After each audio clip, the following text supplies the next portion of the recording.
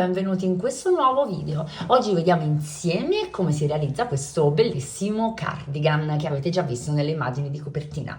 Ma prima iscrivetevi al canale e seguitemi su tutti i miei social, vi lascio il link in descrizione. L'occorrente per questo progetto consiste in un filato, io ho scelto un acrilico, la lana merino di casa 3 sfere, nella variante verde con queste splendide sfumature, che lavorerò con un uncinetto numero 3,5, marcapunti, ago da lana e forbici e siamo pronti per iniziare. Partiamo dal cerchio magico, eccolo qui, al quale aggiungiamo 2 catenelle. Filo sull'uncinetto, entriamo nel cerchio e realizziamo 2 maglie alte, 1 e 2.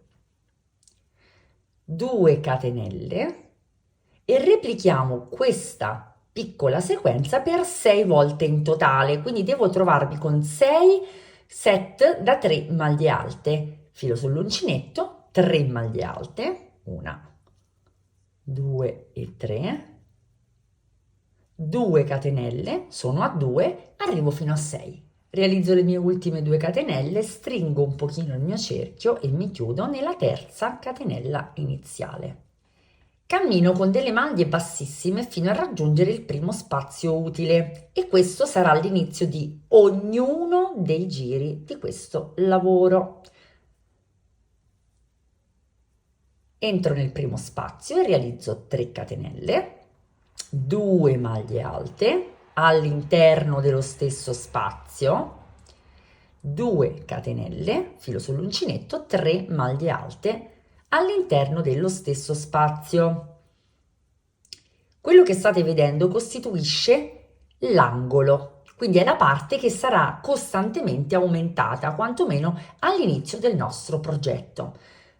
In questo caso, come per tutte le mattonelle che si rispettino, il secondo giro è costituito esclusivamente da aumenti, quindi prossimo spazio, filo sull'uncinetto, replico 3 maglie alte, 2 catenelle, 3 maglie alte e così faccio per tutti gli spazi del giro.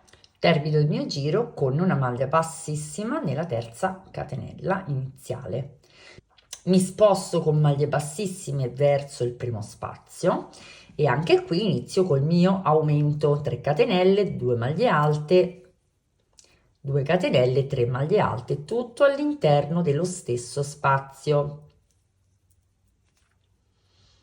Prima di arrivare all'angolo vedete che ho un altro spazio utile e qui realizzo 3 maglie alte.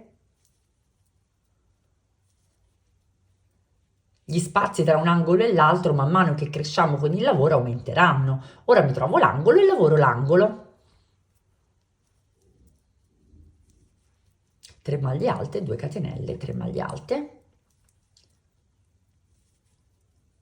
Di nuovo 3 maglie alte, angolo, 3 maglie alte, angolo per tutto il giro.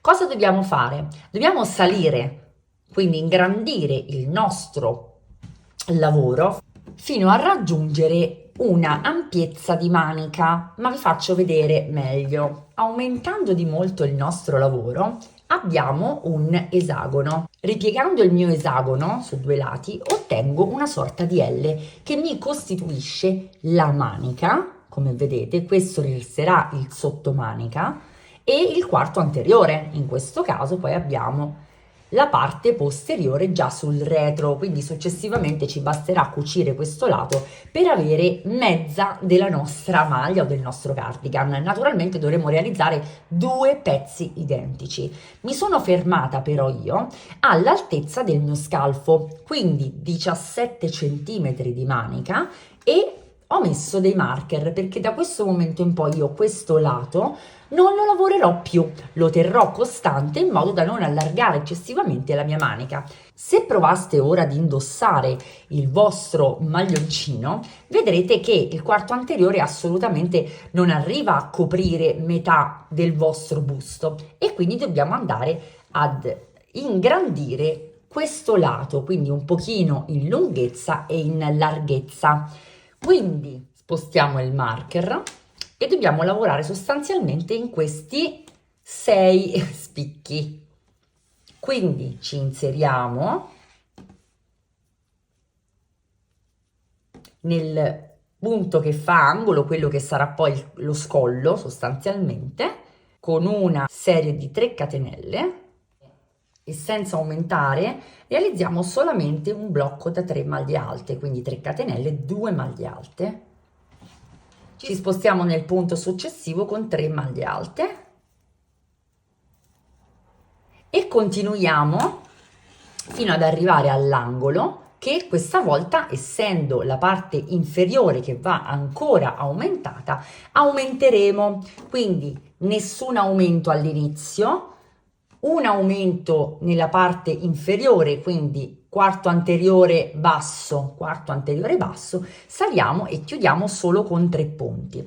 Facciamo qualche giro in questo modo fino a raggiungere una larghezza che ci consenta di arrivare quantomeno alla metà del nostro busto.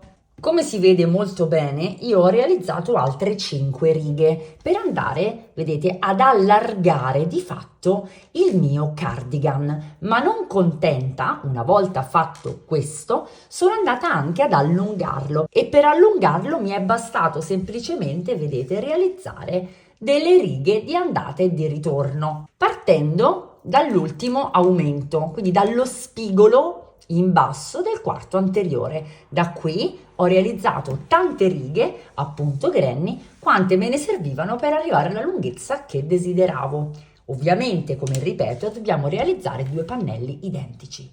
Raggiunta anche l'altezza a questo punto che noi desideriamo, nel mio caso di 60 cm, dobbiamo andare ad unire le 2 metà, quantomeno nella parte posteriore. Qualora voleste una giacca chiusa, una maglia chiusa, chiuderete entrambi i lati. Io voglio un cardigan aperto e quindi la parte anteriore la lascio senza cuciture, la lascio aperta.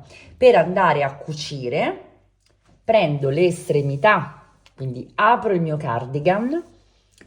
Dall'ultimo punto lavorato mi inserisco nel primo del pannello sottostante e mi chiudo con una maglia bassissima. Ruoto la lavorazione per stare più comoda ed ora punto su punto, piano piano vado ad effettuare la mia cucitura con delle maglie bassissime, facendo molta attenzione a non tirare il lavoro in questo modo. Continuo così per tutto il mio lato lungo. Cucita la parte posteriore, dovrei andare a fissare la manica, quindi la parte della spalla e del collo. Per poterlo fare però io voglio lavorare sul rovescio e quindi devo andare a mettere sul rovescio la mia manica, 1 e 2, in modo da avere la mia bella cucitura poi quando rigirerò il lavoro sul dritto. La cucitura è la stessa, quindi una serie di maglie bassissime. Mi fermo però partendo dall'estremità a circa 5 cm nel mio caso dalla fine del mio quarto anteriore, questo perché voglio che lo scollo sia leggermente aperto. Quindi inserisco l'uncinetto dove ho il marker, riprendo il filo di lavorazione e continuo per entrambi i lati. E avrei potuto sicuramente far durare questo video anche più di mezz'ora, ma è talmente semplice la realizzazione che spiegarlo sicuramente porterà via molto meno tempo a me e molta meno fatica a voi per seguire. Sono andata a realizzare 2 quadrati, appunto granny, che ho bordato con una riga di maglia bassa, con un giro di maglia bassa, e li ho applicati come tasche. Ovviamente l'applicazione delle tasche, una volta che indossate il vostro cardigan o cappottino, la stabilirete voi. Una volta fatto questo ho allungato le maniche perché da dove si interrompeva la lavorazione ad esagono io mi sono riagganciata con il filo e ho continuato in tondo la lavorazione granny.